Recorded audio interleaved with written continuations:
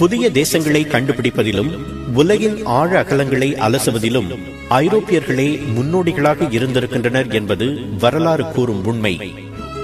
பல நாடுகாண் ஆர்வலர்களின் கவனம் இந்தியா பக்கமே இருந்திருக்கிறது. அதற்கு காரணம் இல்லாமல் இல்லை. இந்தியாவில் மட்டுமே கிடைத்த பல பொருள்களை ஐரோப்பியர்கள் அதிகமாக விரும்பினர்.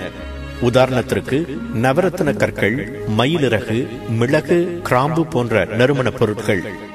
முன்பெல்லாம் அந்த பொருள்கள் தரை மார்க்கமாகத்தான் ஐரோப்பாவுக்கு சென்று சேர முடிந்தது.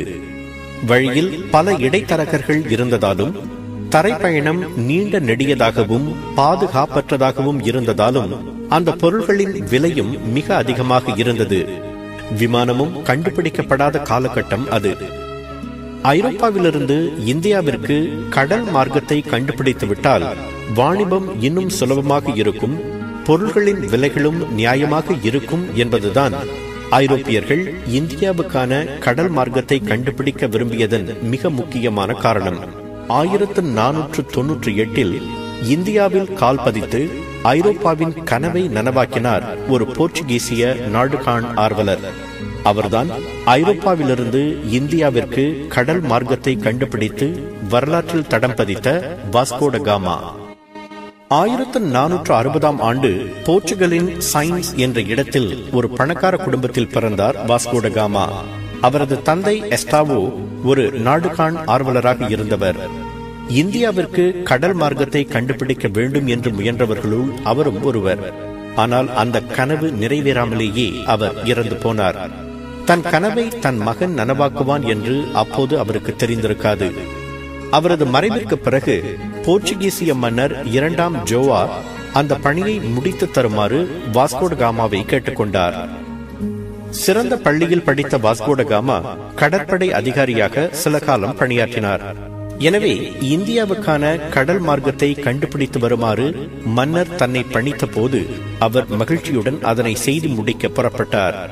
1497 ஆண்டு ஜூலை 8ஆம் தேதி போர்ச்சுகல் தலைநகர் லிஸ்பனிலிருந்து 4 கப்பல்கள் புறப்பட்டன.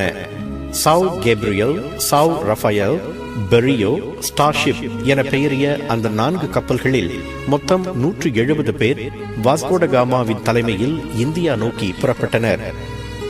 கிட்டத்தட்ட 90 நாட்கள் நிலத்தையே காணாமல் கடலில் பயணம் செய்த அவர்கள் அந்த ஆண்டு நவம்பர் 22ஆம் தேதி ஆப்பிரிக்காவின் தென்கோடியில் உள்ள கேப் ஆஃப் குட் ஹோப்பை அடைந்தனர்.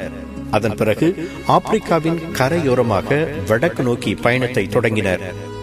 போர்ச்சுகீசிய மொழியில் நேட்டால் என்றால் கிறிஸ்துமஸ் என்று பொருள். அந்த ஆண்டு கிறிஸ்துமஸ் நெருங்கிய போது அவர்களது கப்பல் ஆப்பிரிக்காவின் கிழக்கு கரையோரம் சென்றது. அந்த பகுதிக்கு நேட்டால் என்று பெயரிட்டார் வாஸ்கோ ட காமா. அதே பெயரில் அந்த இடம் இன்றும் அழைக்கப்படுகிறது. பின்னர் முஸ்லிம் வர்த்தகர்களின் கட்டுப்பாட்டில் இருந்த மும்பாசா, மொசாம்பிக், மலிண்டி போன்ற துறைகளில் தரையிறங்கினார் வாஸ்கோ ட காமா. தங்கள் வர்த்தகத்திற்கு ஊறு விளைவிக்க வந்தவர்கள் என்று கருதிய முஸ்லிம் வர்த்தகர்கள் வாஸ்கோ ட காமாவை எதிரியாக பார்த்தனர். அவரது கப்பல்களையும் கைப்பற்ற முனைந்தனர். அவற்றையெல்லாம் முறியடித்ததோடு மலிண்டியில் ஒரு குஜராத்தி மாலுமியை தன்னோடு சேர்த்துக் கொண்டு பயணத்தை தொடர்ந்தார் வாஸ்கோ ட காமா.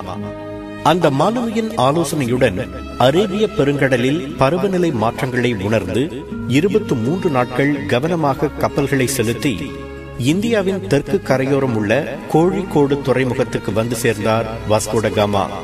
அந்த வரலாற்று சிறப்பு மிக்க நாள் 1498ஆம் ஆண்டு மே 20ஆம் தேதி.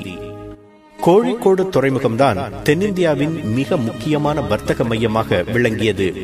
அப்போது கோழிக்கோட்டை ஆண்டு வந்த சம்பூதரி ராஜா முதலில் வாஸ்கோ ட காமாவை வரவேற்று விருந்தளித்தார். ஆனால் வாஸ்கோ ட காமா தனக்கு உகந்த பொருள்களை பரிசாக தராததால் அவர் கோபமடைந்தார். மேலும் உள்ளூர் வர்த்தகர்களோடு பகைத்துக் கொள்ள விரும்பாத அவர் போர்ச்சுகீசியர்களோடு வர்த்தக உடன்பாட்டை ஏற்படுத்திக் கொள்ள மறுத்துவிட்டார். இருப்பினும் நிறைய இந்திய நறுமண பொருட்களை ஏற்றிக்கொண்டு ஆகஸ்ட் மாதம் 29ஆம் தேதி லிஸ்பன் நோக்கி பயணமானார் வாஸ்கோ ட காமா. இந்த பயணம் மிக கடுமையானதாக அமைந்தது. வழியில் அவருடைய வீரர்கள் பலர் ஸ்கர்வி எனப்படும் நோய்க்கு பலியாயினர்.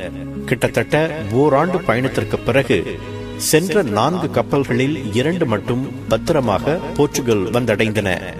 சென்ற 170 பேரில் 55 பேர் மட்டுமே நாடு திரும்பினர்.